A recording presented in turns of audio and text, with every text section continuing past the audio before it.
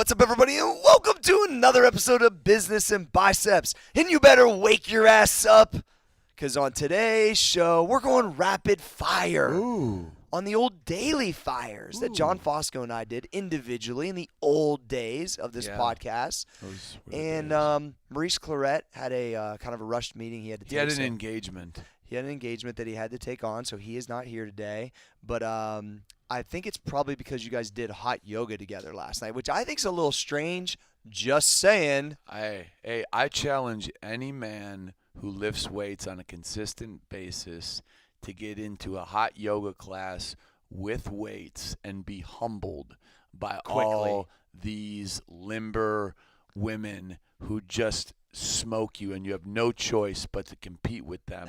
So I challenge every man who lifts up the iron to get in there and try it, because I'll tell you what, it's a hell of a workout. It's legit, huh? Business and Biceps is brought to you today by Boston Sword and Tuna. Make sure you check out shop.bstseafood.com and get 15% off using the code BIZBIS15. It'll give you 15% off. So, John, will you do the hot yoga again? I'm gonna try to do it 3 to 5 times a week. Really? Absolutely. So you're like addicted to it. Here's what I feel like. If you combine it with weights, it's just like the perfect complement. So it's about making time. You know what I'm saying? Interesting. But it makes you sore in all those places that like you really can't get sore from lifting traditional weights, doing traditional movements. Did you feel purified after? No, I just literally felt like detoxified. I mean, the amount of sweat is it's unreal. Yeah, it's unbelievable. It's truly like unreal. 5 to 7 pounds. No question. maybe Dude, more. Easily. I was wearing a T-shirt. I didn't know you could take your shirt off, but my shirt. But Mo showed you that? Mo did show me that. Yes. And he was doing like warrior poses. Well, we all were. Yeah. So, anyways, my T-shirt. So was about you were 7 doing pounds. a warrior pose, looking at Mo with his shirt off. I'm just trying to picture how this is working out. Yes. I would say this. The room was about 90-10 female to male. Yeah, I figured that. So, yeah. Don't go any further, Fosco. Breaks. All right, so I'm going to go literally rapid fire, John. Yes. Well, I don't know how rapid it'll be, but I'll throw out. Yeah. We're going to go all the way back to like old daily fires. And for you guys that are listeners that weren't back then with us, daily fires were just like 1 to 3 minute clips we did on certain topics, and then me and you can weigh on each one and move to the next. Sure. Cool. All right. So here's the deal. Number 1, how do you deal with drama? I find now that drama. Not our friend drama. No, drama makes me. I'm very sensitive to it. So because I know there are no positive benefits whatsoever of drama or people who bring it to you or create it, I deal with it in a way that's probably too extreme. Not only do I shut it down immediately, but I let the individual know that's bringing it, that like if you want to continue this, not only are you going to have no place next to me talking, but I'm going to be upset. And I think people need to develop a level of sensitivity with drama, because I think there should be an understanding that there is no positive. So if there's no positive in it and there's nothing that can benefit you from it, why should you allow someone to bring it into your space? You need to protect yourself. I mean, that's just part of living a happy life and being successful. So I'm probably oversensitive, and I've learned that if you're not and you don't stiff arm people real quick on it, it will seep in. You know, if you try to be a nice guy and just kind of sit there and listen, then you're going to hear for an hour negative shit, and it's just going to seep into the water. Absolutely. I'm also highly sensitive to it too, and kind of a dick about it. Right. I literally just run the opposite direction as fast as possible, because usually if it happens more than once, it's never going to not happen. Exactly. I understand there's things that happen in life that can bring some drama to you, but man, if it's a habit for a lot of the people that it's wound up in, and I just want nothing to do with it. So some people need to live in it too, John. they don't know any other way. Right. Have you ever met anybody like that? It's like, even if things are good, they're like, wait a second, I got to create something because shit's like too good right now. I don't get that part either.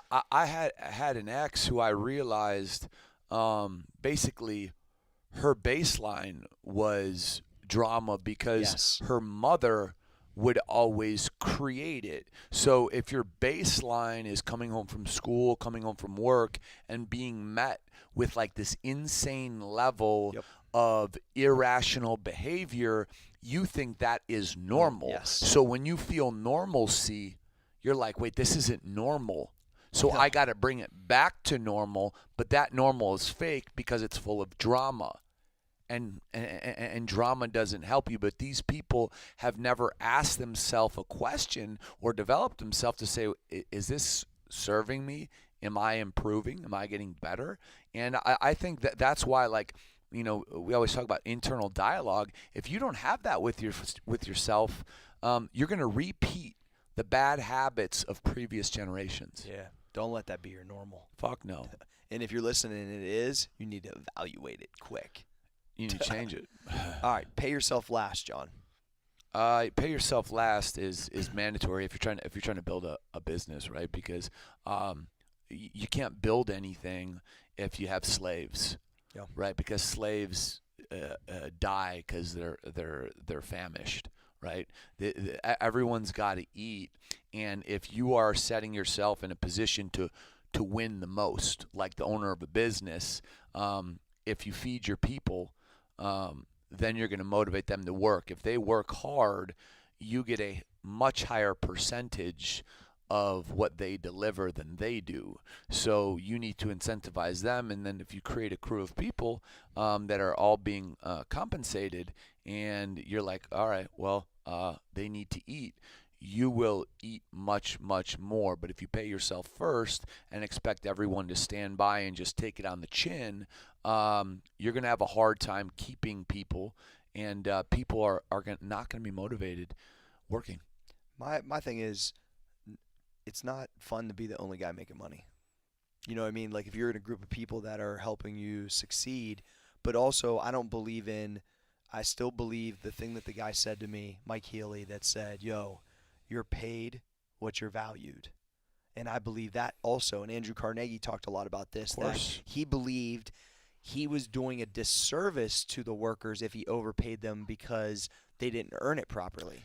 Right? Yeah. So there's like a weird thing. So it's like whether the person that's working with you believes that and you believe it, that might not connect. I get that. But it's like I have this, like, I always tell anybody that works with me, if you guys are getting paid more, that means I'm getting paid. Like, it all works in unison. Yeah, it's a percentage game. It's a percentage game. Yeah. And I would love to have everybody make sizable amounts of cash, because then that's means it's leveled up for me too. Right. And if you pay somebody more than they're worth, and trust me, to every employee out there that's listening, every employee is an investment, and you are quantifiable. Owners of businesses can figure out exactly what you're bringing to the business. But what I would say is, if you overpay them, it's almost like telling a female or a girlfriend or whatever, like, yeah, we're gonna get married. We're gonna get married. It's like over-promising, and it's making them think that they have a bigger position, and they don't. People need to know where they're at in the food chain, and the language of business is money, right? So you know, if you're making a couple $1,000s a month and you want to make more, just know that that's your bellwether in that business. That's where you're at. Yep. Just kill it. You always get paid more. Yeah. Texas Human Strength. I don't know what that means. Is by you, though. Oh, yeah. That was about that just horrible hurricane that destroyed Houston, and it was just amazing. It was amazing to see in any situation. That's what's really cool about, you know, America's divided, obviously. For sure. But what's really cool to see about our country is whenever something horrible happens, people flock in from all around the country. True. For free to help people they don't know, and they're willing to help families they don't know, kids they don't know, stay for extended periods of time. And it's just like, guys, when we cut out the noise and stop focusing on the division, what makes us different, Yep. and we start focusing on what makes us and similar, that stuff highlights it. The human element. Absolutely, and more people need to take a look at that, because that's what we're made of as Americans. That I believe is in our DNA, and it's powerful when you see it. Really powerful. It also goes to show that the good in people is still there. Oh, it will never go away, because I believe we're all inherently born good. Yep. Our circumstances can affect, where we go. For sure. Capitalizing on the flow. That was from me. Sure. What I was meaning on that was, when things are rolling, don't stop them. Meaning, like, I remember when I was writing writing the mindset manual, I was getting up about a half hour before I would go to work out. So I was getting up 2:30 or whatever. And this is very rare for me, but there was probably 5 or 6 times where I did not go to the gym. Now, that, for you guys that might not know me real well, that might not be a big deal for most people. For me, that's like a huge deal. And so because I was just grooving on it, I just kept going. Same way anytime I'm doing content or I'm working on formulas, and it's like, once you are grooving and flowing, I hate to stop it. Right. And I think that's really important. Do you feel the same way when you're creating things, John? Well, yeah, I feel like I guess the way I would say it is that, like, momentum is real.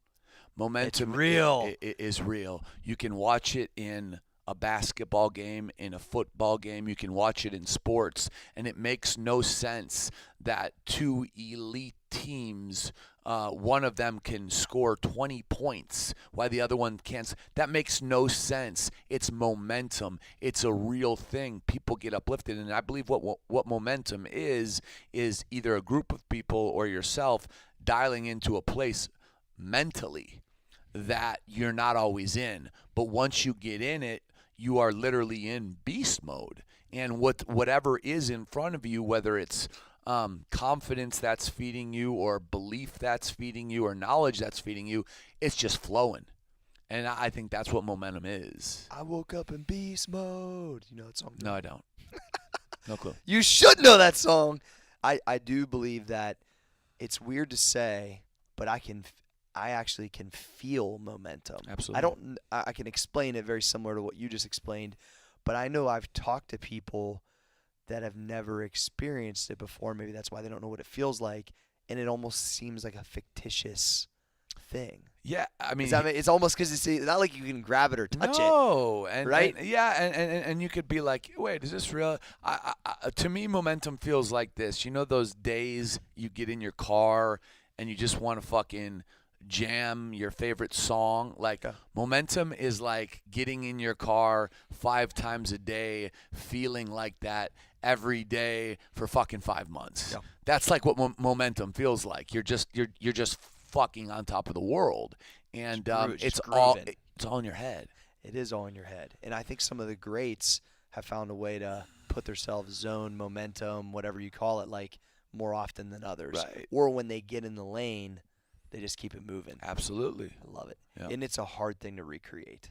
It is a hard thing to recreate, but if you like here's what's interesting. When you're in that space and you're feeling momentum, if you dig deeper and saying, like, what am I really feeling? What am I really thinking? Yeah. And if you focus on what you're really thinking, you could really recreate that momentum if you identify, okay, I'm thinking A, B, C, and D.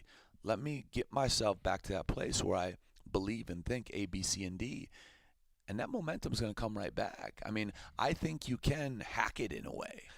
I went back, John, and watched videos of myself when I knew I had it, and I can pick up on it in the first 15 words of what my mannerisms are, how I feel, the way I'm operating. It's unbelievable. There's a few videos I've done in the past where I knew I just murdered them, and I can just see it on myself. Right. It's unreal. Right. Definition of insanity. What's John Fosco's definition of insanity? Doing the same things, having the same practices, and expecting a different outcome. You know, people do that. Like motherfuckers are afraid of change, and it's like everybody hears this over and over again, and they're probably thinking, oh yeah, but like, look at your situation, break it down right now, and say, oh, man, I want a better job. I want a better relationship. Have you done anything different to affect that outcome? And if you just keep saying, I want a better, you're not doing anything. You're doing the same thing. And all you're doing is just saying the same shit over and over and over again. And I'll say this for the fucking millionth time. Things don't happen. We make things happen. And if you wait on things to happen, you're going to be fucking 90 years old in your deathbed. You have to make them happen. Stop complaining. Start taking personal responsibility and say, I have to do something different. Yes, it feels hard when I do something different because it's different. I don't know it. There's nothing comfortable about it. No. But that's how change takes place and growth. You have to force the uncomfortable. Fuck yes. I agree. I that's where I have a lot of problems is somebody will tell me, well, I'm trying to achieve this or that, but their actions and their daily stuff is not equaling what they're really trying to do. And then they're mad that doesn't yield them a different result. Right. And it doesn't matter whether you're programming and training, you're doing business. To me, that seems very blatant and easy, but I would say that's probably a real problem for a lot of people. It is, because when they feel something that they have no frame of reference on, they go back to where they were because they know it. Yeah. It's easy to get comfortable. Ultimate belief. Yeah. Do you have ultimate belief in yourself, John? 100%. And you know, that's where we talk about being half crazy. Like, having ultimate belief is just saying that if you're going to do something, if you're going to take on a job, if you're going to take on a task, it's like there's no fucking way anybody or anyone is going to stop me. Like, I am going to crush this. Now, here's the reality of that. You don't always crush it. No.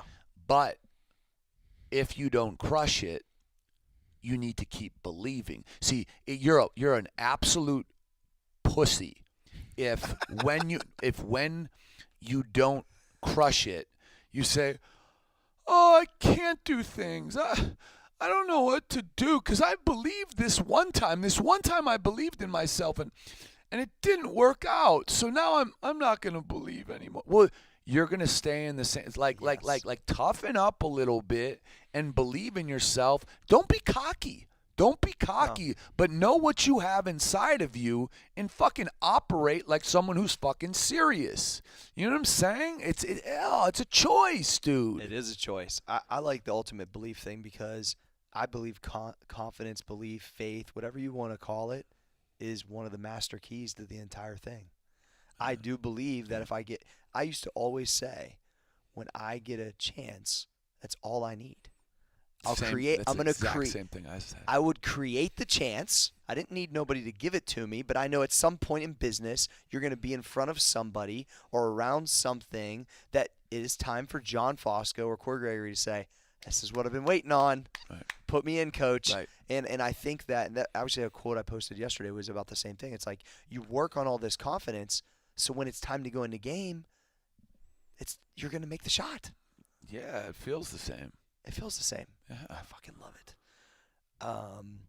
Read, write, and reflect. This is one that came from me that I just talked about, I believe in this daily fire, it's been a while, about how if I would read something daily or audio, book-wise, if I would write something article-wise, and if I had a chance to reflect on truly like this path to get me here, just even for a short period of time to have some gratitude daily, that would not only, I think, progress my career, make me feel happier, in a better mood, whatever, and it's also been kind of record too, whether it's audio, whether it's a video, and I just kind of challenge myself to do these couple things each day. You probably do them almost every day too, John, not even knowingly, but that I remember that's what, and it has made a huge difference for me because I'm creating content or teaching myself every day, basically. Oh yeah, no, I do it every day. I would say what I do most is reflect and read. You do a lot of that, don't you? Oh man, I like living that. You know what I'm saying? Like I'll reflect after this podcast, but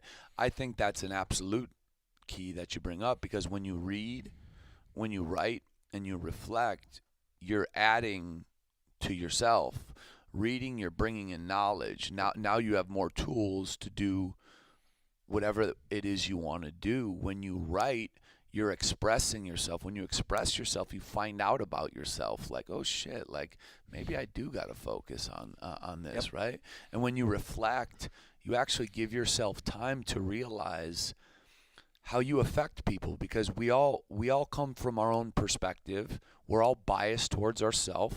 We all have an ego, but when you reflect, you say, man, maybe when I said it that way, I don't know how I made him feel or her feel. Like you're taking inventory, you're taking stock, you're taking responsibility for what you do and say. All three of these things, I think, can kind of put things just in order on a daily basis. Without a doubt. When I'm trying to read, it's something that I feel like I need in this moment to do that's going to help me better today or tomorrow. Like I know Andrew Carnegie has an organizing thoughts chapter. And a lot of times if I feel like there's a lot going on, I can go and read that chapter, which takes me 8 minutes. And it makes me step back for a second and go, okay, put them in priority, do this. I'm not like a person that gets super overwhelmed, but we've got a lot of moving parts going on right now. So sometimes it's like things like that. When I'm writing, especially in the morning, I can't really do it past the morning, kind of similar to what you talked about with the podcast. You got to kind of get going early because then business happens, right?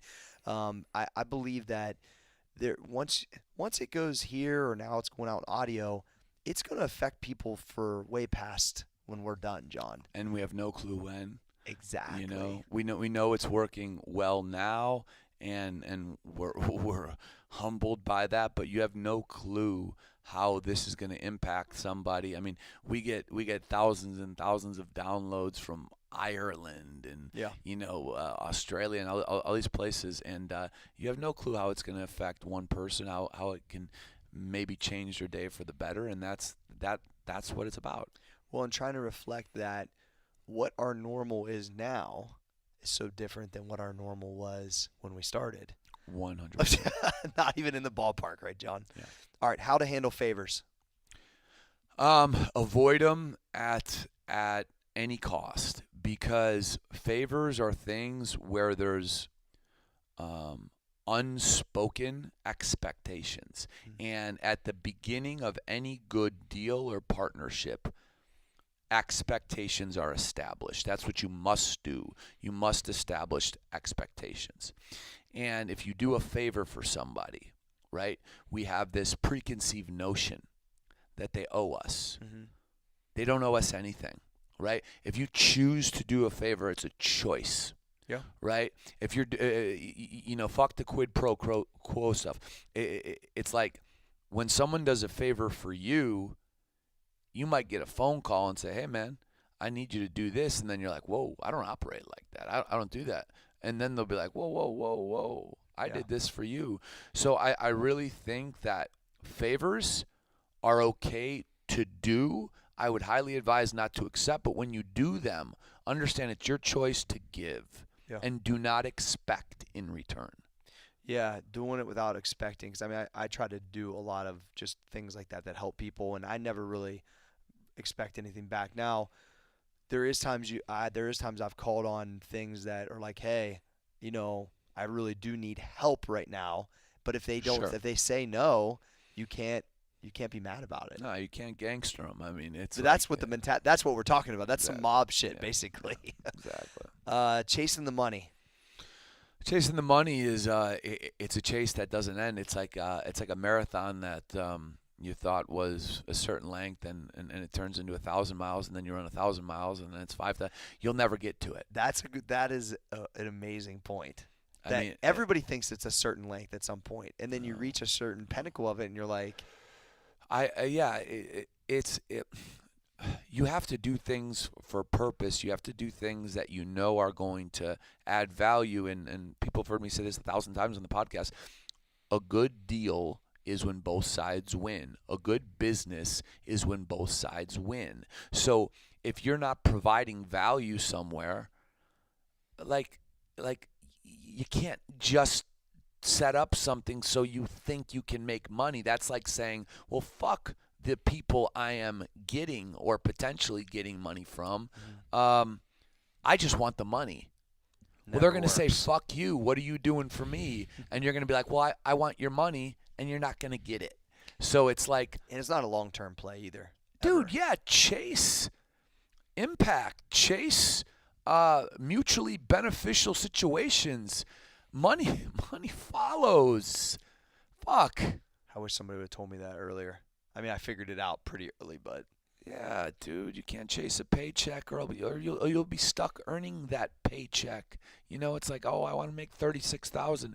You may get there, but you're chasing $36,000. You're not chasing being the best web developer the fucking world's ever seen. You're not chasing that. If you're chasing that, my God, $36,000, you'll make that in a day. Yeah. But it's not about the money. When you work on your craft at a obsessive level, right? And when you're for me it was like work on my craft, develop people. The money started to just open up after that. Right. That's it. That's great. Need motivation. Does John Fosco need motivation? Oh, I think when I did that one, it was basically like me feeling like I wanted to give the listener something to pick your ass up, and if I'm gonna, where's the energy at? Did you slam some? Listen, from MaxEverMuscle.com. I always have energy, but it's just like we talk about being in the situation you're in. How much time are you spending a day breaking down yourself? How like write it down. How much time? Because the only way you're gonna move up is if you focus on you. I mean, we talked about this on a previous podcast. When we focus on outside things, we're taking responsibility off ourselves. And it feels so fucking easy to point at Cory and say, Cory doesn't pay me enough. Cory should do more. They should give me opportunity. Create opportunity. Present things. Go and create new opportunities for yourself to get more. Your situation can always be improved. Always. But you cannot do the same shit. You cannot put in the same time. You cannot have the same attitude. You cannot have the same thought process. You need to read more. You need to write more. You need to explore how you interact with people, what your beliefs are, so you can add more to people, situations, and businesses. It's like, stop talking about what you don't have and start doing things to get it. I'm fucking motivated from listening to that. I think he is too.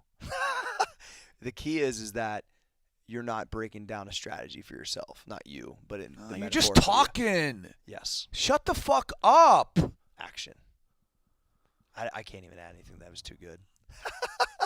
I did one called What's Your Truth? I know you've talked about your truth before, John. I'll let you go. You're on fire right now. I'm just handing it off. No. I'm just trying to share some love. No, what's my truth is that I'm not motivated by money. Yep. Right.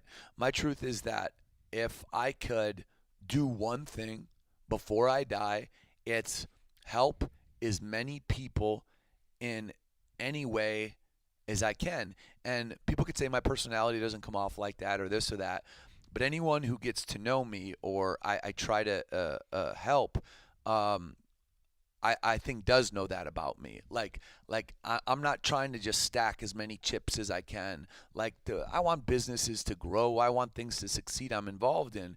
But my truth is, or my bottom line, whatever you want to refer to it as I know, because I'm not going to go way off here, because I believe in something more, because I believe in a higher power, that what really matters in life is how you interact with people and how you can potentially help them. I want to be there for people. I want to be someone that people who know me can depend on. I want to be the guy who you're like, I could call that dude and like I'm good. Like I'm good. Like I want to be that guy, and I try to be that guy for anybody who is near me. And I need to do a better job. But I think I've done a decent job up to this point, but that's what I'm chasing. Love it, Johnny. Yeah. You want to be the guy that you're on the short list that you'll be there with a ball bat if it's needed. And that support. I'll get on a plane, money, a ball bat. I was going to say something else, but yes. I always say that that. I have a list of people that if shit's going down and they got to grab an axe, a ball bat, Sure, whatever, they're going to be on my porch. Sure, warfare. That's it. Yeah. Exactly. Call I think of Duty Modern Warfare. the biggest thing, I can't remember what I said during this Daily Fire, but the only thing that sticks out for me is that I just had such an overwhelming feeling when I was young that I wanted to create this business person that could be looked to. It always started from where I was from. I wanted that, and I didn't have it. And then I started telling myself that I could be that guy.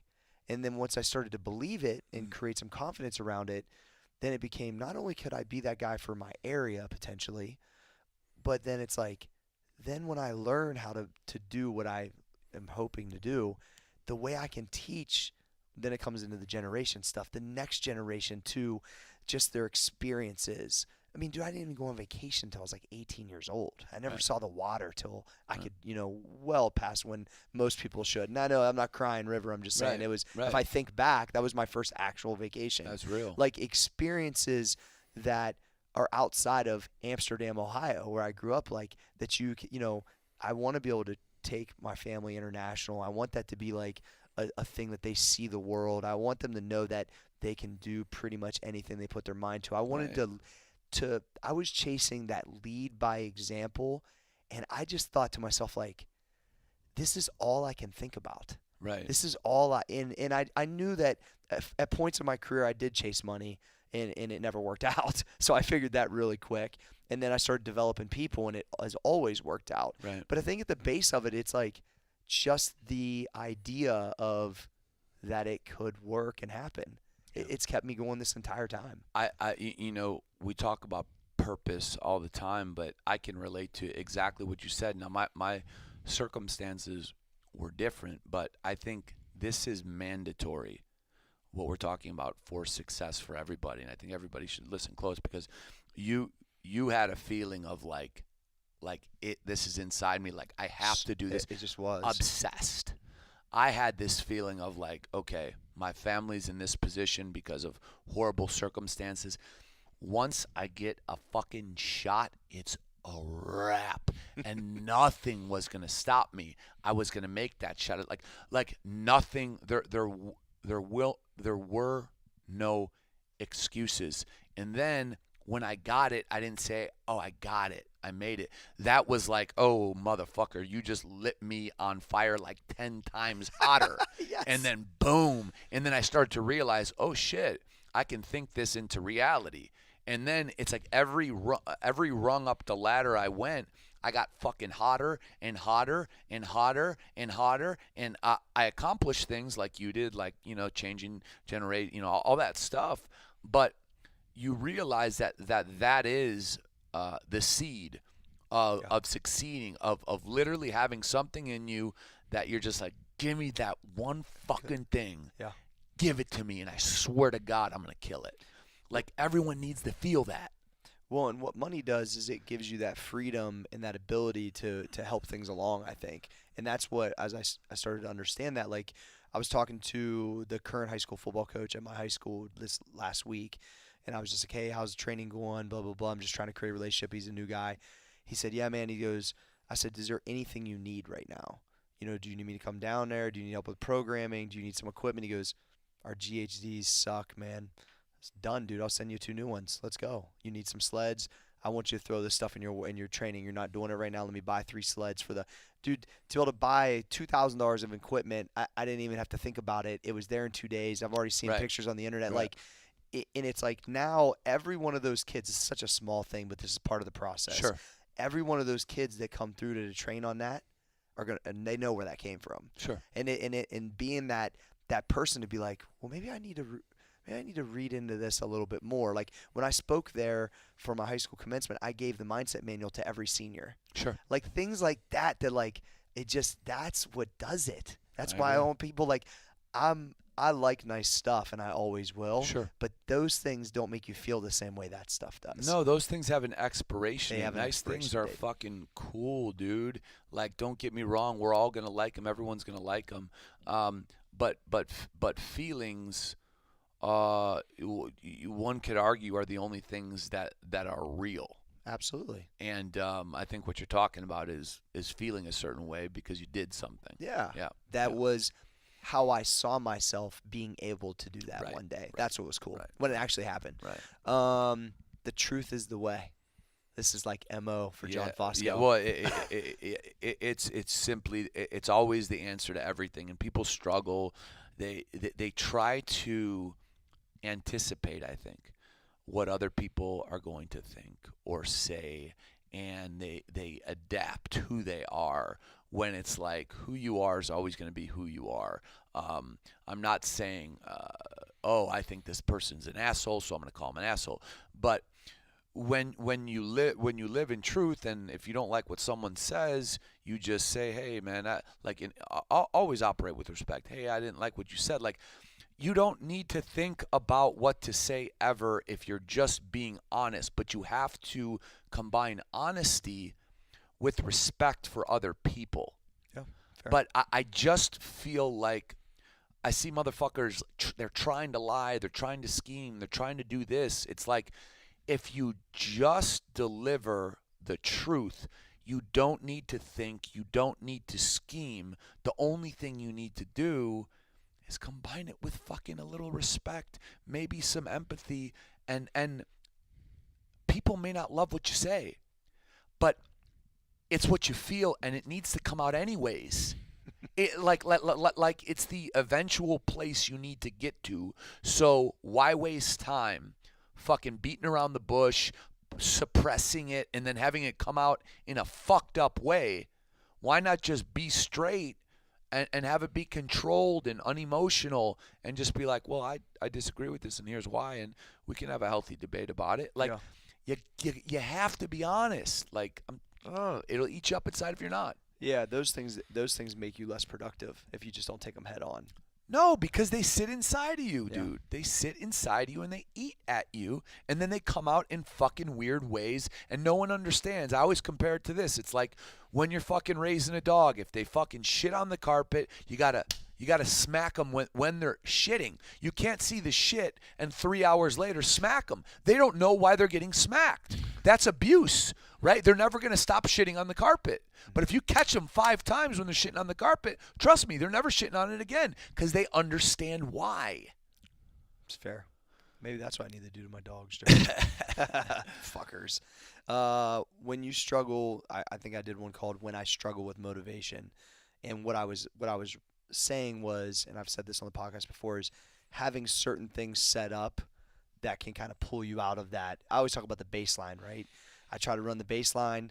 You're going to be a little below it sometimes. You're going to be a little above it. Try not to have too crazy swings on each side. Right. But if you're kind of riding below it for a period of time, and when I say period of time, I'm talking hours usually for me. Sure. Not days or months at a time.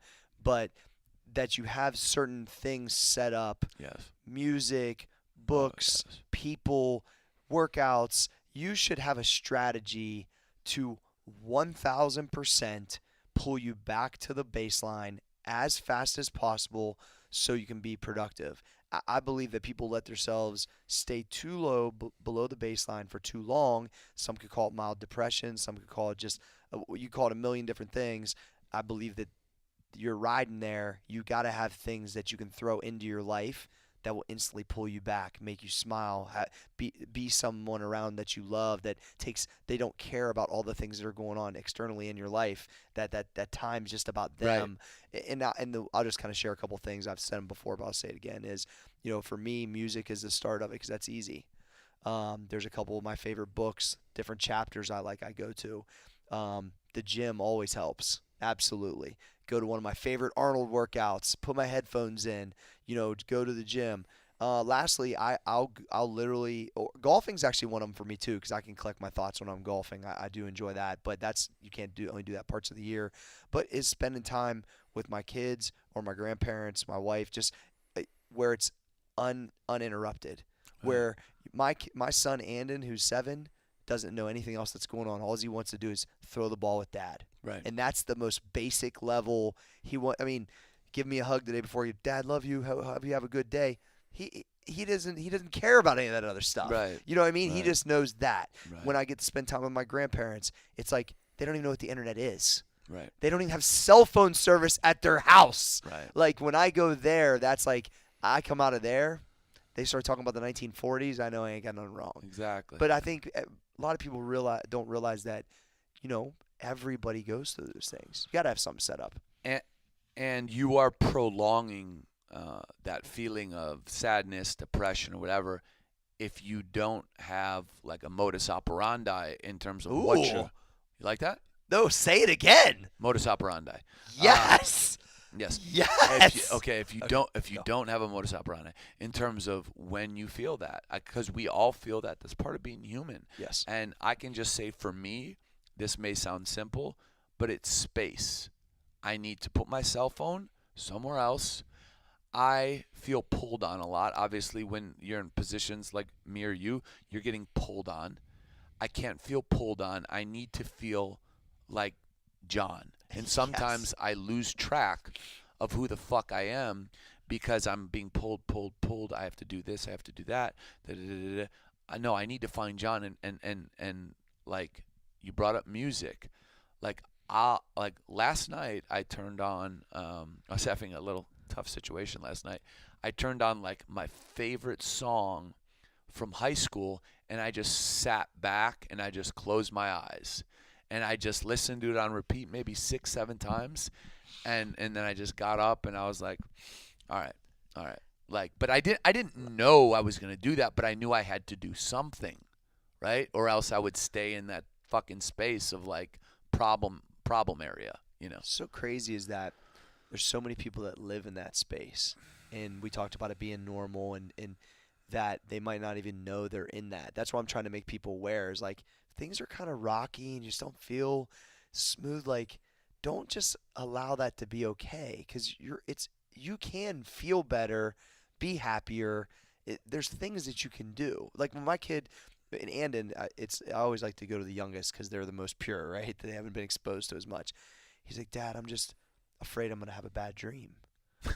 I said, but Andon, think about what makes you happy. Right. Think about what we were doing earlier. Think about he loves the dog. Think about playing with the dogs. Think about this. Think about swimming.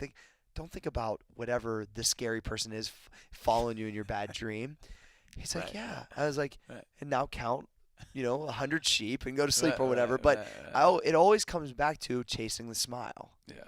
And I think that a lot of people maybe just lose track of that. It's important. I agree, man. What was that word again? Modus operandi. Which means? Basically like your mode of operating. Love it. I think I put that into play so many years ago. I didn't even know what I was doing. You had a modus operandi. I did.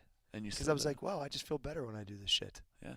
Unreal. Hashtag modus operandi. Why? Hey, this could be a good one. Why we all need to vote. Oof. Ooh. And it just turned. And you brought fire. This was your daily fire. No, Fosco. Hey, listen. We need to vote because without voting, participating verbally or written or in any way in commenting on what's going on in our world is hypocritical, right? Because if you don't want to participate in the process and give yourself a voice, if everybody took that approach, we wouldn't have this democratic system that we have. So it's so important to vote because, listen, we're all entitled to our opinion. No opinion's right, no opinion's wrong.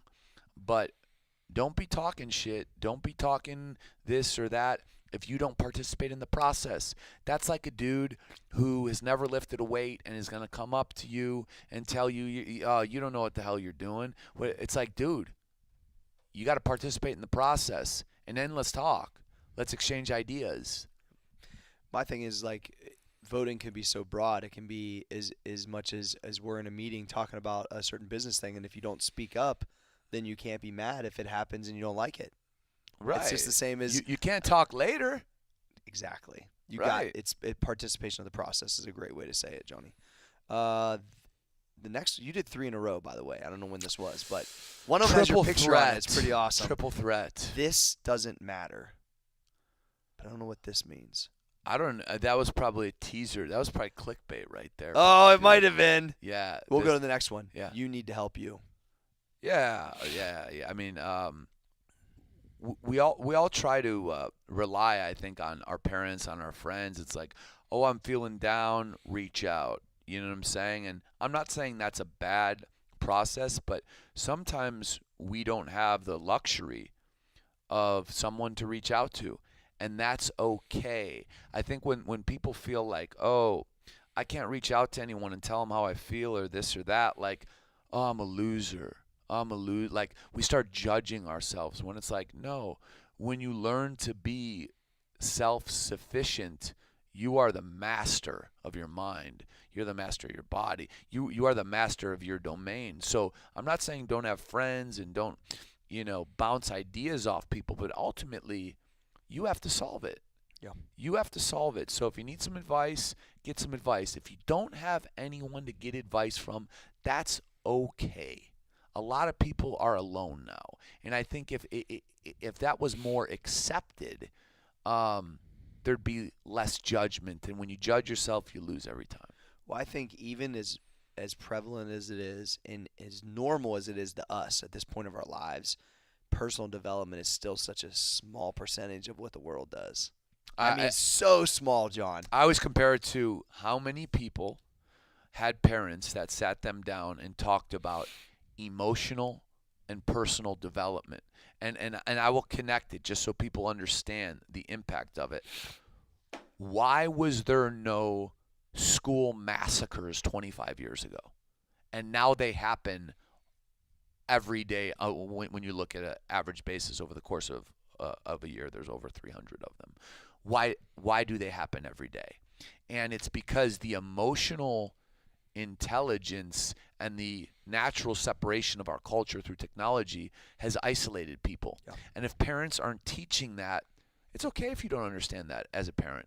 But I think a parent is a big job. And if you choose to have a child, fucking get the tools to do your job. One thing I know my grandfather talked about confidence. I think that he, even though he wasn't like a competitive athlete, I mean, after high school, but there's always been a confidence to him that I could feel on him. And it's funny because he used to just always say stuff like that, like, more like when it's time, you got to be ready and you got to believe in yourself and even though I want to make up a new word real quick and you can continue because Yeah. it reminded me. I hear great things about your grandfather all Yeah. the time and I love to meet him, but I think that confidence coming from like a dude like that who's just been through stuff. yeah, I think that's manfidence. manfidence. Oh, Literally, it might be, yeah. like when you're a man, When you're like a real fucking man, like you went to World War II. right? Yeah, you're born post Great Depression. You got some manfidence. Yeah, he's just a guy that always took care of himself, worked hard, and walked with his chest out. A lot of manfidence. And dude would be getting in bar fights like into his 50s. He's just the way they were old back then. It's just different, right? Because he was just this is off subject, but he was here. He just missed him by a couple weeks. Okay. But he was telling me how like, yeah, and me and so-and-so over there, and that guy wanted to arm wrestle me, and I told him I didn't arm wrestle in the bar, and then I saw him puff up, and I just slammed him 3 times in the face, broke my hand. And I was like, how old are you? He was like, 54. I'm like, what are you doing? Yeah, like, what? Bar fighting in your Yeah. 50s. Like, what? Yeah. Unbelievable. Yeah. They just did a different time frame, Different bro. era, dude. Different era. All right. Slap yourself into a routine. This was a daily fire I did, and I think if I remember what I was talking about was even when I travel, even when things are going on, either whether it's family, whether it's business, I try my damnedest not to steer from the routine. Even if I'm on a different time zone and I get home late, I literally try to throw myself right back into it because even if I'm tired, even if I don't like it, Right. I realize that I'm going to feel better because I'm into my norm. Then the next day I'll finally adapt. I believe that the routine, there was when we were talking this morning about coming in earlier, like even just we're trying to get a new routine now that you live here. And also, I'm trying to adapt on to get all my stuff done because we never used to talk till 10 o'clock. Right. which was 7 o'clock California Pacific, time. Yep. So now we're changing, not every day, but sometimes it's up to 2 hour difference. I'm not used to that. Right. You know what I mean? And so Right. that's why I'm trying to figure out, like, what do I need to change or how do we meet? It's not a big deal right now, but with Mo, too, trying to create that. Mo's not here today because he had something, trying to figure all this stuff out. And so the routine to me is everything because that's how I become the most efficient. Yeah. So I don't like to steer from it. I just slap myself back into it no matter what. Yeah, routines are basically whether you think you have a routine or you don't think you have a routine, you have a routine. Everybody does. and I think that's what a lot of people. I knowingly have one, but everybody has one. Yeah, you do it. You do it intentionally. Yes, my routine is very intentional. And I think a lot of people have a routine that consists of what I believe is the worst thing in the world, and that is waking up, trying to get that last minute of sleep. Snooze. And then rushing, because when you do that in the morning, when you set yourself up to rush, you are literally playing catch up all day long. And want to know what you gave no time to? Yourself. You gave no time to just have 30 minutes, an hour, 10 minutes of just like, okay, how do I feel today? All right, what do I want to accomplish today? Like, these things aren't fucking hokey. These things are real. Like what are my objectives today? But when you're rushing like a stupid fuck, you're going to perform like a stupid fuck. Yeah. And you're going to always be a stupid fuck. So fucking give yourself some time in the morning and don't rush. 15 minutes of sleep is exactly that. 15 minutes of sleep. When that can baseline you for the day and prepare you for productivity, really? Is it worth it? And I ain't saying wake up at 3 in the morning, and I'm not saying there's anything wrong with it. No. What I'm saying is just give yourself a little fucking time to get ready to attack the day, because that's where the wins happen. What I try to do is, even all the development stuff I've kind of set up, when I get out of bed at 3, or it doesn't matter what time it is, just on the hour, when I get up, I try to get all the little shit done in 15 minutes. So then I've got 15 minutes. I have a pile of books sitting there. Or I can, if I go on my phone and choose something productive, not just like scrolling on Instagram. And that 10 minutes, which it could be one chapter of a book before I get in the car to go to the gym, sometimes really makes a big difference. Most of the time it makes a big difference for me in my clarity of thought. Yeah. I really definitely do it on days we podcast. Yeah. Because then it locks me in early. Yeah, I mean, like it's like you got to warm up your body in some way, shape, or form, or warm up your mind to get your body going before a workout. Yep. Right? So if you're using your brain all day long at work to achieve or try to achieve or be productive, dude, it needs a warm up too. Like, it needs a warm-up. You can't just rush into something after you fucking floored it to fucking work, rushed in, you're fucking sweating. You're like, Back sweat. Yeah, I got back sweat right now, man. But you know what? I woke up early and I had my time to myself. I just sweat a lot. But no, man, it's like you got to know these things about yourself and stop wondering why the same shit keeps happening to you. Like that's what I keep kind of coming back to. It's like people wonder why they're in the same position for so long, and it's because of their habits. It's blatant, actually. Fuck. This one is from you. Assume equals ass out of you and me. Yeah, ASSU Yeah. and me, right? When you assume, you make an ass out of you and me. So it's like, if I make an assumption that today you wanted to reformulate products for max effort, and like I was like, all right, I'm gonna do an hour of like preparation for that, and then I come in and I'm like, are you ready to reformulate? And you're like, what are you talking about? We're going to our clothing supplier today. I'm gonna be like, whoa, you made a comment last week about reformulating. You're like, man, we're gonna do that when our manufacturer's coming in. That's not today. So I assumed, I didn't check with you to find out, and I wasted my time, which makes an ass out of me, because I could have used that time, because time is the most valuable thing, to prepare for actually what I was going to do that day. But I assumed based on a comment I heard, right, a week ago that was completely out of context, and I didn't even take 5 seconds to double check it. Just to ask. Right. I made an ass out of myself. I would say this is one of the things that I hate when I do. When I'm not knowingly doing it, but then when I go, are you fucking kidding me? You know better than that. Why Right. are you assuming that? So that's where it comes, the over communication. You always are going to win. do better for that. You're always going to Always win win. because assumptions are terrible. Dude, They're it's almost never right. no, they're not. They're almost never right. And they're a great way to defeat yourself before you even start too, because a lot of times we assume what people think. And it's unrealistic expectation, too. Well, yeah. Like somebody, one of our employees could have a really cool idea, and they may assume that they're not at a level that they can bring us an idea, and it could literally be a game changer. But they assume that we're gonna look at them and say, "Who the fuck do you think you are? Why the fuck?" No, it's like, don't assume that. Bring an idea, right? I mean, it's just like it's how we limit ourselves as well. Love it. Work when no one is watching.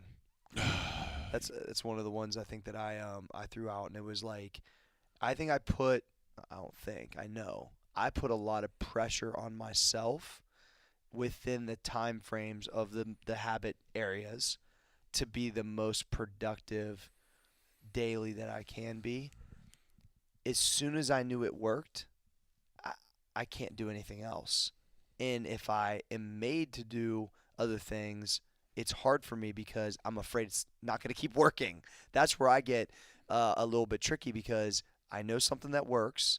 I continued that habits. It continues to work. Right. And then it's like when I'm pulled out of it, vacation's a great example of it, honestly. I don't love vacations. I love being with my family. Right. I enjoy doing it for like 4 days. Right. 7 to 10. Unless I'm going international and you have no choice. It's stressful. It's very stressful for me. Yeah. Now, usually on vacation, I get more development time if I want it. But it's like, I don't know, man. It stresses me the fuck out. Yeah. I know it sounds terrible, but No. I always completely understand it. And maybe it's the samurai shit that fucking Louis talks about. hey, maybe it's the maybe it's the Roman I don't think I'm a stuff. full samurai, that's But for sure. here, what was the name of that again? It was work when no one's watching. So to me, like, I guess I'll just riff on kind of something that relates is, act and treat people the same way when no one's watching like you do when people are watching. I think that's one thing that people do is they try to be this good person or respectful when people are watching, or when they feel important people are watching. But then when they run into somebody on the street, they don't have the respect to hold the door for them or say hello or smile. It's like, I forget who had a quote, but it was something along the lines of maybe it was a president. It's like as a man or as a human being, you shall be judged based on how you act when nobody's looking. You know what I'm saying? And I think we all have a tendency to be on our best behavior when we know people are looking. And it's like, no, live like that, operate like that. And I think that'll yield a lot of internal benefits. When I think about this kind of topic, for some reason, I get this like vision of some old video of like Jerry Rice running routes, like Sure. in the middle, like in the morning when he's already a Super Bowl champion. Like Right. that's the kind of stuff that I know that sounds kind of goofy, but that's what I think about. And I think, like, how is that me? What's my version of that? It's the lunges in the dark. It's the fucking doing all the shit no one wants to do. It's that underdog, like, push that even when you are, quote unquote, in Jerry's on top, he still didn't change the habits, right? Sure. And I think that, to me, that's not like glitz and glamour. No one Right. is truly watching you. and that's work habits, and that's perfecting your craft. And I agree with that a zillion %. But I think there's also an element of humanity Yes. that must be applied to just putting fucking positive energy out into the universe and just being like a good dude whether you're with your dudes or your people or you're in a different state and you're just be a good dude or be a good person, because it's only going to help you, and it gives you a sense of self, and dude, it's just like, I'm working on this, like, you got to take things lighter. You got to smile more. You know what I'm saying? Son, you are smiling more. I don't know about that. But, How to make success happen. How to make success happen. You have to find your driver, like we talked about. You have to be obsessed with it. And then literally after that, you find your lane, right? You find your entry point too, I think, sometimes, right? You find, or better yet, you create an opportunity, because your eyes are always open. You don't wait for anyone to give you anything. You find an opportunity and you absolutely destroy it. You make the most of it, because when you are seen as a destroyer of anything, then someone's like, hey, you want to come over here and do this for me? Like, that's just the way business works. Like, someone's like, I just remember when I was coming up in the MMA world as a fucking little kid, like, people were like, that dude fucking knows how to fucking sell this shit like no one else does. And I'd get calls from the biggest guys in the business like, hey man, you want to fucking work with me on this? It's like, because I was so determined to destroy the opportunity. Like, no one gave it to me. I fucking crushed it. And then all of a sudden, you know, guys who fucking work with Anderson Silva and George St. Pierre and like, everybody is reaching out to me, and I'm like, you're calling me? Motherfucker. That's kind of cool. Yeah. You know, yeah, that's real cool. Yeah. I think that once I realized that no one's putting you on, I realized that I was going to have to create it. Once I understood that was the thing, I don't think I ever really expected anything else. I always depend on myself or my team and know that that's where it lies. That the outside sources, like Gary Player says, like, the harder you work, the luckier you get. I think you get some things thrown your way, but it's also determined by all the stuff that you've already put in the universe. You know what I mean? That's so people could say it's luck, but I don't know that it actually is. I think it just happens that way. But I think that creating it, I realized, was I'm not waiting on it, and because it's not going to come. Right. I'll be waiting for a long time. Exactly, and it's okay if it's not there, but if you're keeping your eyes open and keeping a positive attitude and just jumping in when you see it, it's like, that is the beginning. Just over delivering. Right. Go pro in your passion. Oh, that's easy. I don't know if someone can live a successful life, not be successful, because I think there are, you know, investment bankers and lawyers and engineers that could be successful, right? But I don't know if you can be successful in life, meaning do what you love as a job and then have a personal life that fulfills you, if you're not waking up every morning looking forward to doing what you do. Because let's face it, work is the majority of what we spend our adult life on. 80%. Right. So if we're not enjoying it, why don't we go find what we do enjoy? Right? Because when we're enjoying whatever it is, I don't care if you fucking want to work at fucking a lumber yard. If you really enjoy that, you're going to come home and you're going to be happier because you spent time enjoying the lumber yard because you love the lumber yard. But if you work for Max Effort Muscle and you want to be in the lumber yard, you're going to come home a little more pissed off, a little more like, I'm sick of this. And it's going to be hard to live a successful life. Yeah, I think, like, I'm just kind of like a dick at this point. If I'm not into it, like, I'm just not into it, and I won't be excited about it. I'm not going to be productive. It doesn't make any sense. I think everybody should be. Yeah, I agree. Some people think that's, like, selfish. Well, I don't know if it's selfish because it's like. But you know, it's my life. Well, like, you know what I mean? Like, right. I'm like, what the fuck? How don't you take it serious? Yeah, like, and if you like, you know, like you look around, like if you like backpacks and like you're obsessed with backpacks, like start a backpack blog. Yeah. Like, see, when we tie everything to money, we stop ourselves from doing things that make us happy because we just think, oh, there's no money in a backpack blog. But shit, who knows? Maybe fucking Louis Vuitton's calling you in 2 years because you were the first real backpack blog and you're so dialed into it that you know backpack designers, you know their names. And listen, no one's getting in line to interview backpack designers. No, they are not. Right? Yeah. You know what I'm saying? So Jeremy's going to be the backpack blog. Yeah. I can see it now. Yeah, it's just stop tying money to what you love and do it, and you'll be fucking shocked. I mean, to think that before Michael Jordan, right, the basketball shoe industry yielded $0. Yeah. And then someone said, what about a basketball shoe? And they're like, well, that's like for like NBA players. Like, who's going to wear a basketball shoe? Right. Funny. Think about it, right? Like on the street. Right. Right. So funny. It's unbelievable. But everything starts like that. You're always an idiot until you're not.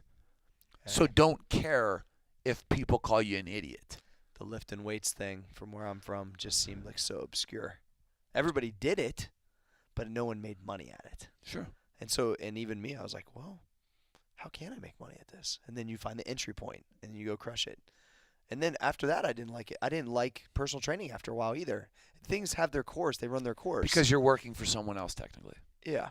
Yeah, literally. Yeah. All right, lost art of service, John. Yeah, that, I believe, for anybody starting a business or even working for a business, if you are the person or the business owner that says what's going to come first here, obviously we have to have a business model and offer a product or service, is service. We are going to smile 100% of the time. We're going to have a positive attitude when the phone rings. Every email is going to be thank you, please. Like, there was a time where you could not run a business without giving service because the term hard-earned money came from people giving it to you as a business. Like, here's my hard-earned money. You earned it, right? You earned it. Now, because there's such monster companies, right? They control so much. It's almost monopolization in so many categories, right? Your cable provider, your cell phone provider, all these, your health insurance, they're monsters. They don't have to give you service. They're just so big, you can't avoid them. So if you want to make a mark as an entrepreneur or as an individual, just be a fucking service machine and never let anyone bring you down. Always be positive because that is a differentiator. It is a huge differentiator. And when you go and you spend $200 at a restaurant and your fucking waitress gives you attitude about asking for another ice water, it's like that is more common than uncommon. I agree. And it speaks to our society. So get off your Instagram, waitress, and fucking focus on trying to get a bigger tip from me. Because I'll tip you more. Yeah. Isn't that why you're at work? Yeah. Like, fuck. Well, I always have the I try to do the same thing. Service is everything. People got to have a good experience. I like to, the way that I've always done things through social media and service, no matter what business I'm doing, is trying to over-deliver, trying to personal touch. They never expect it. It's not normal, especially anybody that has any type of following on the internet at this point in time. On the flip side, when I'm going out, whether it's any place I'm at, it doesn't have to be a restaurant, it can be anything, and somebody's super mad at or acting like that, I'm always like, and I've almost said it multiple times, like, I didn't sign up for this job. You did. Of course. And if you don't like it, you should go get another one or do something you like to do. Coming back to half the other points. But also people could just be having a bad day. That happens too. But it happens too. But when you're a customer and you're spending money, it's not your responsibility to deal with it. Yeah. It is. You deserve service. So for all you guys out there who are starting a business, make part of your culture like the best service out there. Yeah. Because that will separate you from the rest. Zappos. Immediately. That's where Nick killed it at. Absolutely. The service at MMA stop. Did you take the same? Obviously. Oh yeah, like I was a believer in, like, I went crazy deep because like that was my first thing. Like, so obviously the online service is speed of response, speed of shipping. But when I got to start, when I opened the first store and then the second store in the gym, it's like I wanted everybody to know that if you didn't like the way something was folded, if you didn't like our product selection, here's me. I'm the owner. You can come straight to me. Here's my fucking personal fucking phone number. And you talk to me because you matter to me. I don't care if you spend $5, you buy a pair of hand wraps. You're a customer and you have value to me. So that was my approach, is that like everyone likes to feel like they're speaking with someone who can make a difference. And I knew as an owner I could. So my approach was, I'm not too good to give out my phone number. I'm not too good to give out my email. Reach out to me directly. I used to be weird about that a long time ago, about giving out my number, but I call people all the time, not blocked, and just figure, well, and sometimes I'll say, don't abuse it, you got it, but I think that's a huge thing. You know who did that, and does that currently, is Eric Thomas. He gives out his phone number to all kinds of, and has kept the same number for like a decade. I just thought that was interesting. That was the first person that I ran into that did that knowingly, like in front of me, like the few times I was there, and I'm like, that guy was just here at your seminar randomly. Just gave me your personal cell phone number like it was no thing, and I was like, maybe I'm being too guarded to that. Some people abuse the shit out of it though too. I mean, but the people who abuse it, they can be blocked. You can deal with them. True. But when you give out your number to someone, you're making a powerful statement without making any statement at all. You're saying me and you are equal. Yeah, that's true. Know? Never thought of it like that. I like it, John. Yeah. Your career backup plan.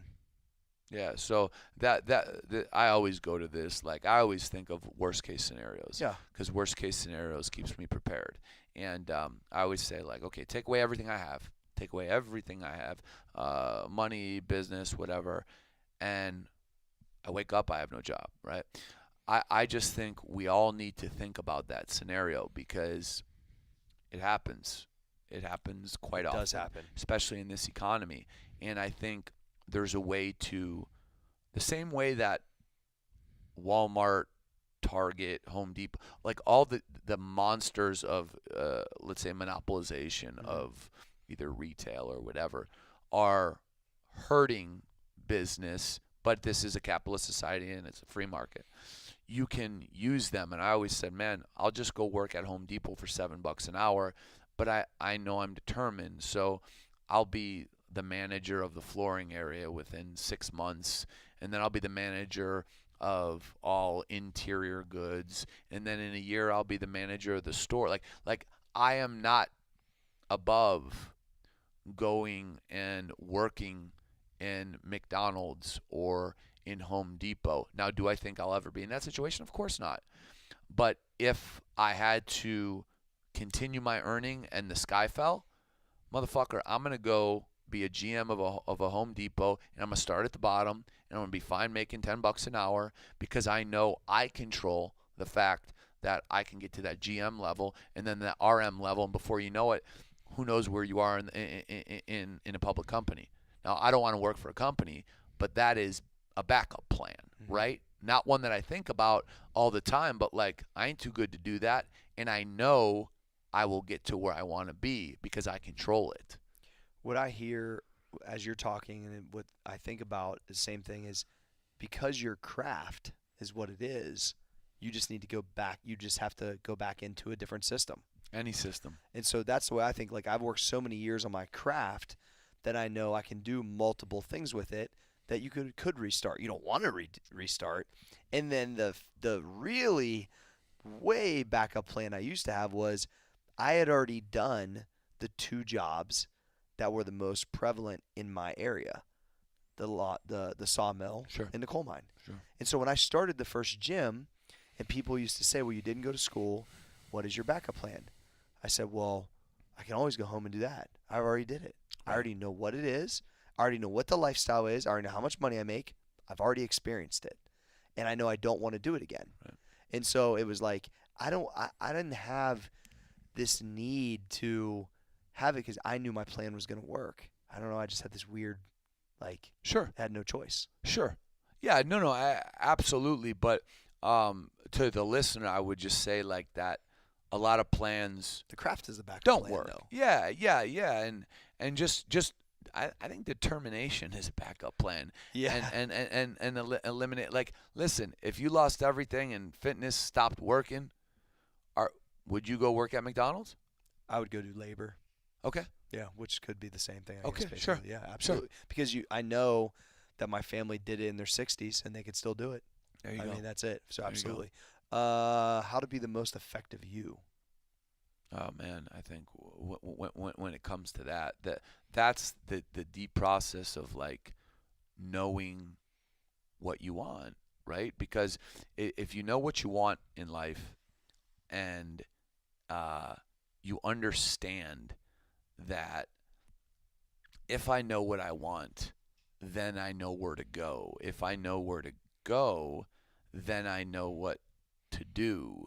If I know what to do, then I can continue to grow. And I mean, honestly, I'm leading down the process. I like it, Johnny. Yeah, no, but if you don't know what you want and you're not ready to commit to what you want, if you just say I want this, but you're not ready to commit to it and live it,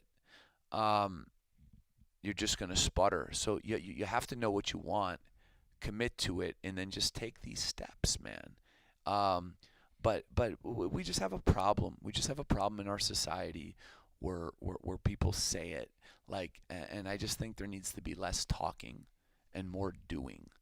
You know what I'm saying? I heard that. Yeah. A lot of people doing a lot of this. Yeah, dude. Yapping with my hand for the audio listeners. Yeah. I think that I over time have figured out things that I'm really good at, things I'm not very good at, the compliments I need. At some points in business I've had them, at other points I haven't. I just know that if I'm tasked to do certain things, I'm not going to be very effective. I know if I'm tasked to do other things, I can be highly effective. Similar to new businesses we're going, you're in your lane 1,000,000%. I think it took a few, but now I think I'm in my lane too with the retention stuff. And Jeremy's in his lane with Pod Influencer. I think that it's interesting that you can kind of. I just know that if it's not smooth, then it's never going to be truly effective and win.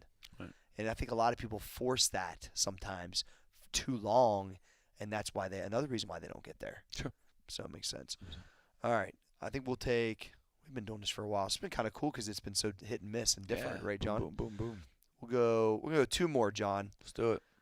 Let's see. No one has the right to judge you. Fuck, man. I was talking about this the other day in very expletive terms. I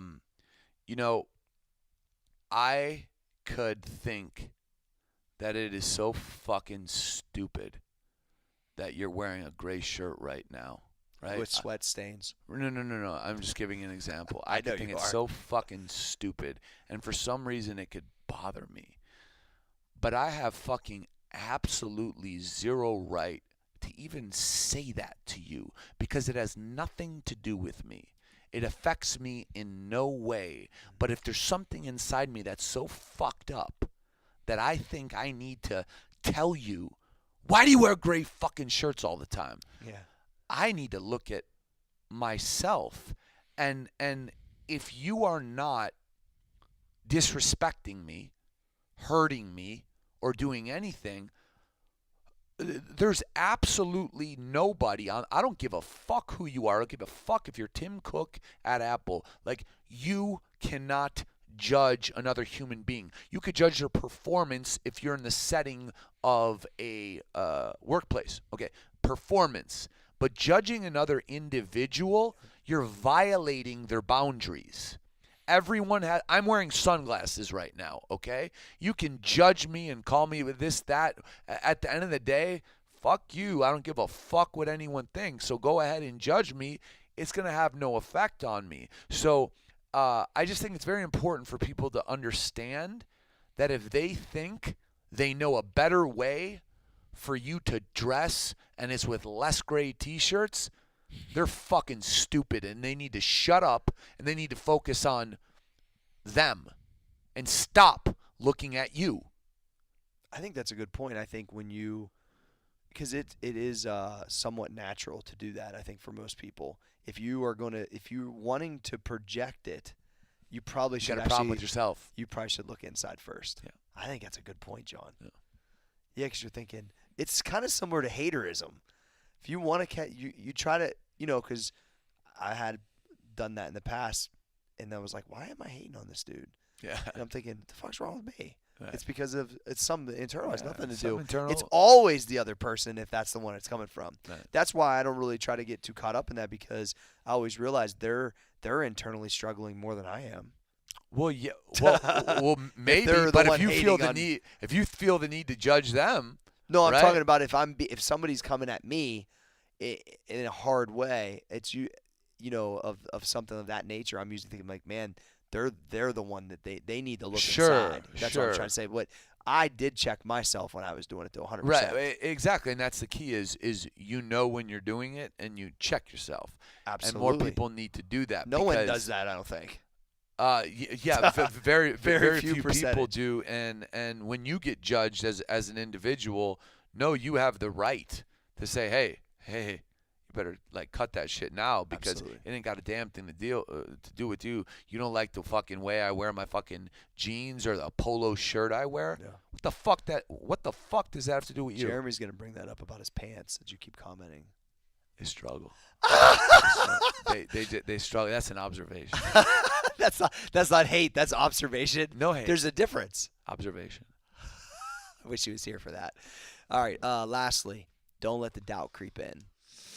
I'm gonna start and then I'll hand it for you to finish. Go ahead, bro. So, don't let the doubt creep in was one of the first daily fires I did, and it was really because so many people, metaphorically shoot themselves in the foot before they even get there, and I think it is based on not doing a lot of the things that we already talked about today. Yeah. Building confidence, daily habits, action, all of those things contribute to you being able to fight the doubt, because every sports star, weightlifter, businessman, doesn't matter, they've all went through it.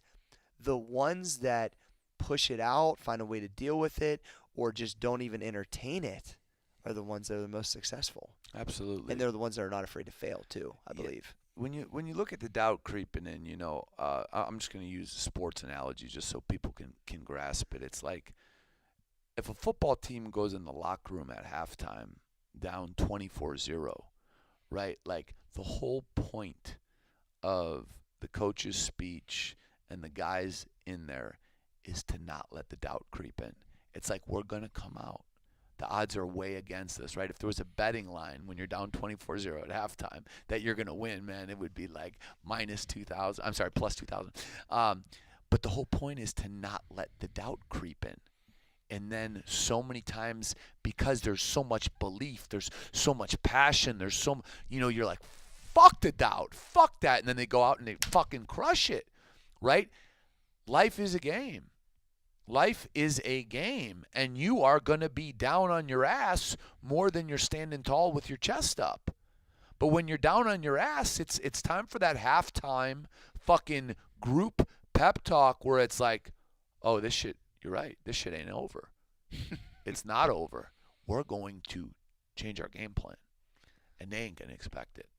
And when we do it, we're going to do it at 120%, and we're going to fucking win. Like, you got to take that on.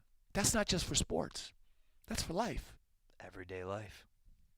I love it. Yeah. John, I think there was some good stuff in this podcast. I enjoyed it. It was fun. It was fun. You were animated today. Well, I mean, you're always animated. But some animations. I'm I'm a Pixar guy. You are a Pixar. Yeah. Maurice, we missed you today. Mo, we did. It was follow not as raspy. Follow at Maurice Claret.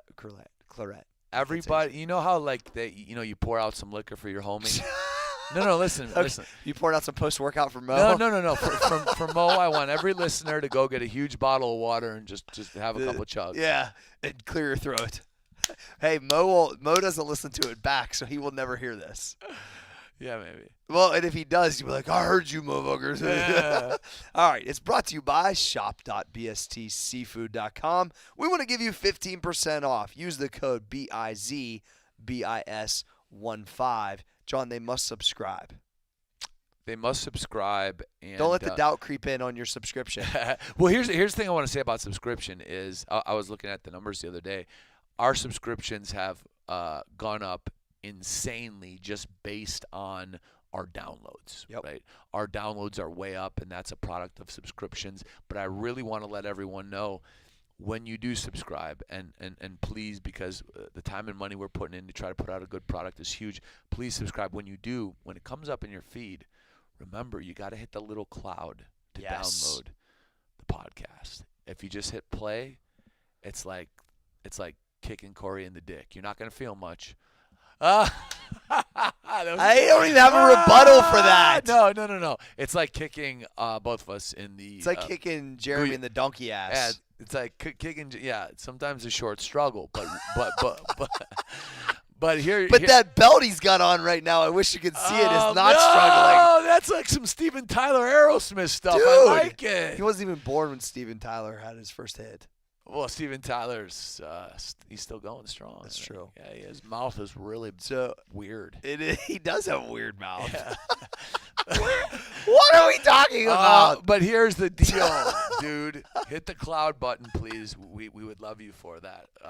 But listen, the downloads are way up. We appreciate it. We know you guys are sharing it, and we're doing our damnedest to do this. And me and Cory got our studio laid out yesterday. It's pretty and sick. Construction will begin. Construction within is the gonna week. begin. I mean, it pretty much looks like a dance floor. So Cory, I'm guessing you're going to dance Is this on show it. available? I will dance on it. It is available on YouTube, John. Oh.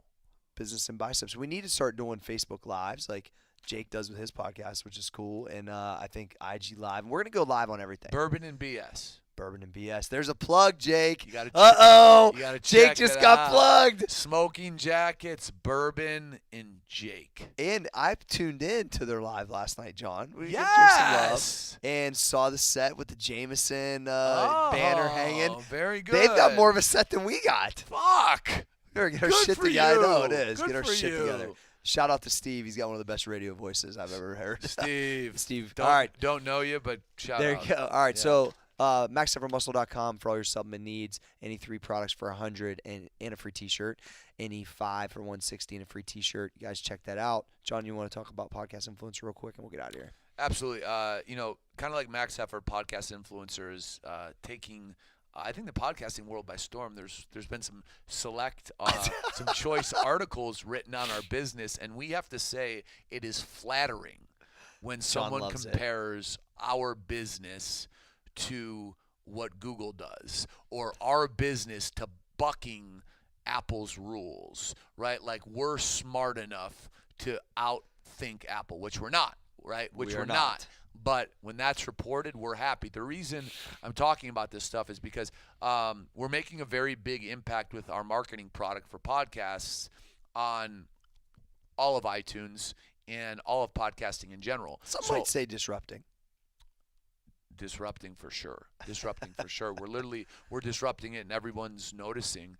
And the business is growing just as fast, if not faster, than max effort. And we're in a great space. Yep. And we've invested time into it in podcasting. And if you have something to say or you have a podcast, we can help you not only grow your subscriber base, grow your listens, grow your monetization ability with sponsors, but we have something that helps you get credentialization in this world that is rolling over year from a revenue standpoint. Yep. So check it out, podcastinfluencer.com. I guarantee you we have the best marketing product for podcasts in the world, period. First to market. 100%. All right. Maurice Claret, I know you're probably listening. You're here in spirit. I saw you doing yoga. The warrior. Yeah. The warrior. Yes, I love it.